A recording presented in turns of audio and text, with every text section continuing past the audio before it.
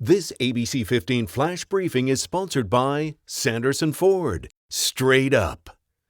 Hello, I'm Danielle Lerner with your top stories from ABC15 Arizona. Arizona now reporting 800 total deaths, one more than yesterday. The state also adding 300 more cases of COVID-19, bringing our total to more than 16,300.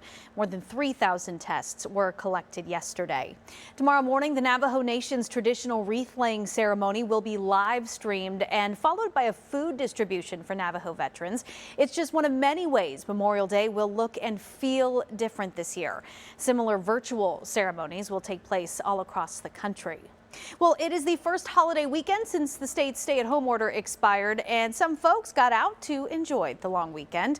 This is a look from Old Town Scottsdale. You see several people near hotspots like Maya and Bottled Blonde.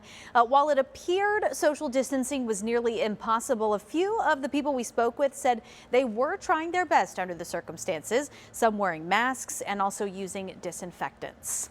You might be more willing to leave the house these days, but what about traveling? Is it even safe to go on an airplane right now? Well, I spoke with Dr. Paloma Beamer. She is an associate professor of public health at the University of Arizona and an exposure science expert. Now, she recommends not flying if you can avoid it, at least until the spread of coronavirus slows even more. However, she also says the decision to fly is a personal one. We know there's a risk. We know it's not 100% safe. The question is, what are precautions that we can take to reduce the chances of something happening?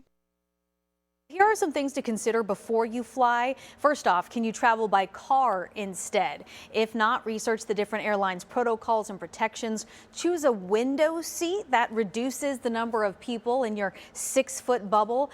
Wash and sanitize your hands often, and then sanitize your seating area as you get on and off the plane. Tracking your most accurate forecast, I'm meteorologist Jorge Torres. We are expecting some of the hottest temperatures of 2020 starting this week.